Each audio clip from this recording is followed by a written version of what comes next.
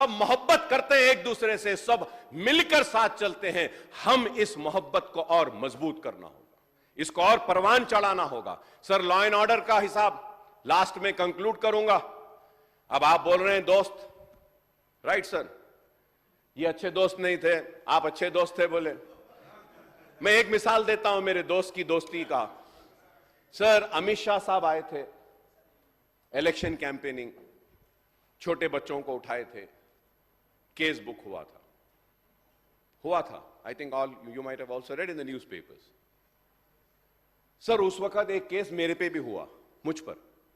Sir, 10 o'clock is the deadline. 9:50, a police officer, he just pushes the crowd. 9:50, sir. He walks on the stage. He comes and he tries to stop me. I told, अभी वक्त है, घड़ी है मेरे हाथ में, 10 बजे तक टाइम है, उससे पहले खत्म करूंगा। इतना ही हुआ सर, इतना ही हुआ। चलिए आप जाइए, I said. That police officer went away. But the then commissioner, he booked a case against me. He booked a case. My meeting is going on. It is 9:50. He comes and he's obstructing, he's disturbing, and he books a case against me. And then an inquiry was conducted. The then commissioner of police, Chandeliya, he called me and he said, Akbar Owaisi Sahab, I know you are right. Our officers were wrong. I am sorry for it, and I'm going to make sure the case is withdrawn. Sir, he moves out. He calls the commissioner of police who's there today, and the commissioner of police says, no, I am not going to withdraw that case. The case will go. I am filing the charge sheet. मैं मुसलमान हूं बोल के मेरे ऊपर case, और वो अमित शाह है, आपके दोस्त या बड़े भाई है बोल के, उसलिए उनका केस वापस ले लिए। वाह, क्या है साहब, क्या है।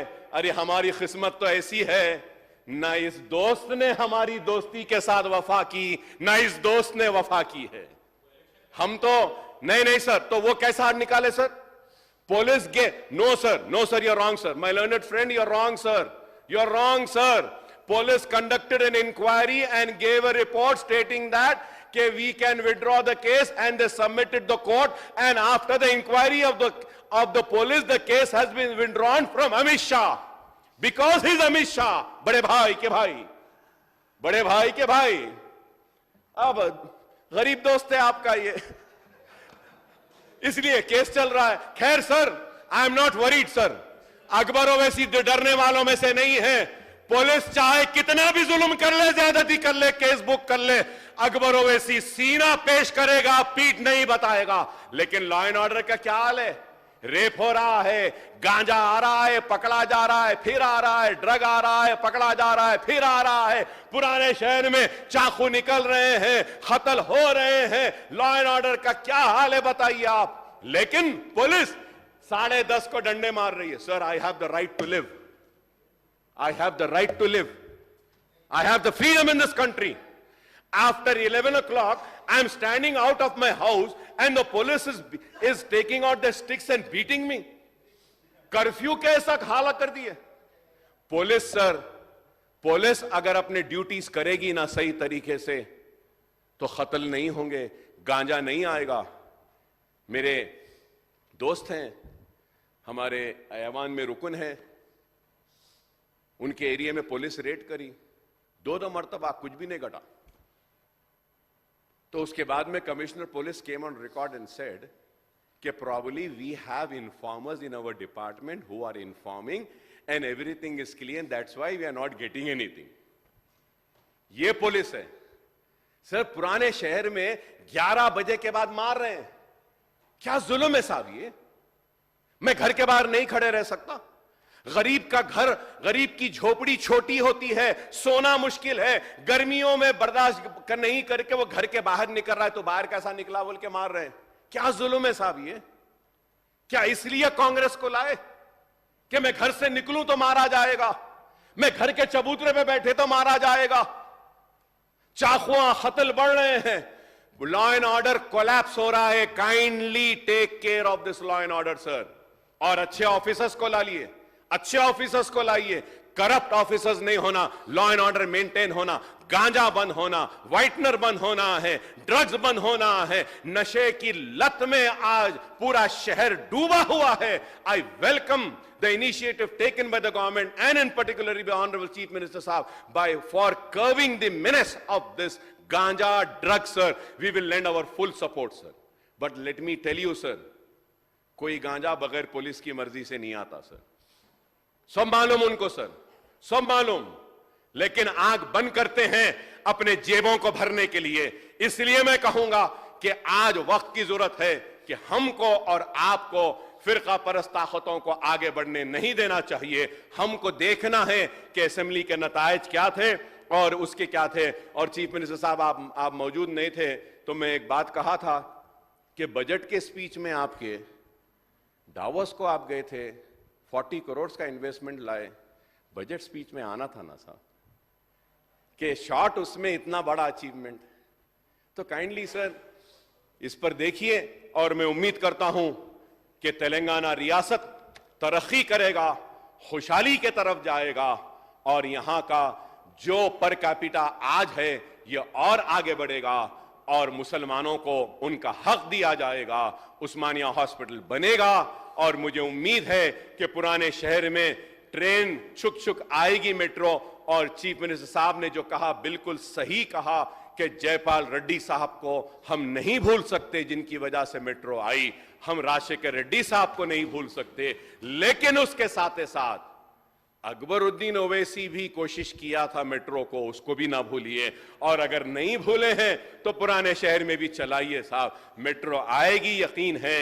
और वक्फ बोर्ड की जायदादों का तहफ्फुज होगा, पुराने शहर में पुलिस का जुल्म कम होगा और खुशहाली व तरक्की के लिए हमारा पूरा ताउन आपके साथ है और हम ताउन करेंगे। हम ऐसे दोस्त नहीं जो दोस्त बनकर पीठ में खंजर भोंकते हैं, हम ऐसे दोस्त हैं जो अपने दोस्त पे खंजर आएगा तो अपने सीने को पेश करने वालों में से है। हम वैसी दोस्ती निभाने वालों में से हैं, वैसी दोस्ती निभाएंगे। उम्मीद करेंगे कि मुसलमानों को इंसाफ मिलेगा और हक मिलेगा और जो गलतियां हुई हैं वो गलतियां दोबारा नहीं होंगी और मसाजिद शहीद नहीं होंगी, फिरका परस्त ताकतें कमजोर होगी।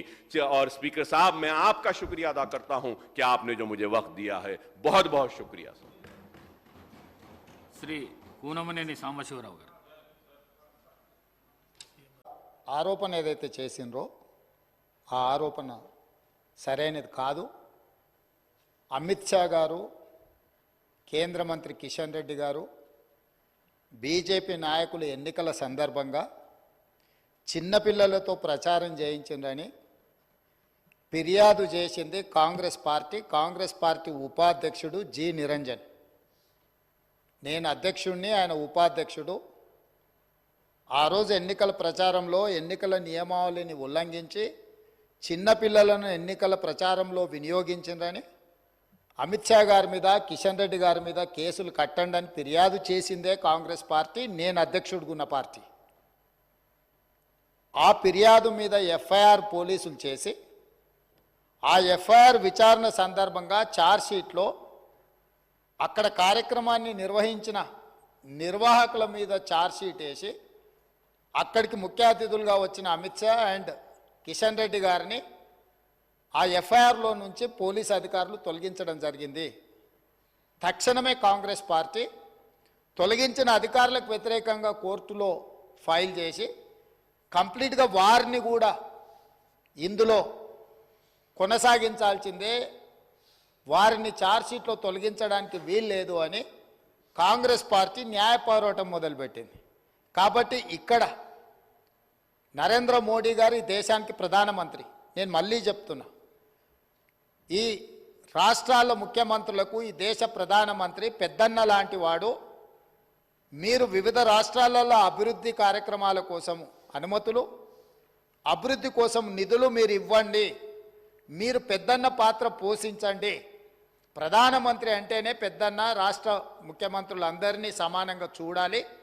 మీరు గుజరాత్ రాష్ట్రానికి ఏ విధంగా నిధులు తీసుకెళ్తున్నారో, మీరు ఉత్తరప్రదేశ్కి ఏ విధంగా నిధులు తీసుకెళ్తున్నారో, బీహార్లో మీ పొత్తుల ప్రభుత్వంలోకి ఏ విధంగా నిధులు తీసుకెళ్తున్నారో, తెలంగాణ రాష్ట్రానికి కూడా ఆ విధంగా నిధులు ఇవ్వాలి.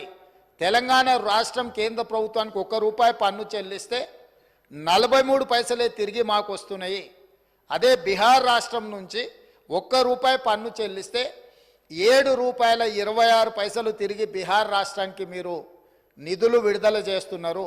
ఉత్తరప్రదేశ్కు ₹6 పైచిలకు ₹1 ఉత్తరప్రదేశ్ కేంద్రానికి పన్నులు చెల్లిస్తే ₹6 పైగా ఉత్తరప్రదేశ్కు మీరు నిధులు ఇస్తున్నారు. కాబట్టి వివక్ష చూపించకుండా ఒక పెద్దన్న తరహా రాష్ట్రాలను సమన్వయం చేసుకొని అభివృద్ధి చేయడానికి సహకరించండి అని నేను ఎక్కడో చెవిలో రహస్యంగా చెప్పలేదు అధ్యక్ష. ఆదిలాబాద్లో అక్కడనే మిత్రుడు ఎమ్మెల్యే గారు ఉన్నారు భారతీయ జనతా పార్టీ నుంచి. ఆదిలాబాద్లో అభివృద్ధి కార్యక్రమంలో భాగంగా ఈ దేశ ప్రధానమంత్రి వచ్చినప్పుడు తెలంగాణ రాష్ట్ర ముఖ్యమంత్రిగా నా బాధ్యతను నేను నెరవేర్చిన. ప్రజలు వారికి ప్రధానమంత్రి అవ్వడానికి తీర్పిచ్చిండ్రు.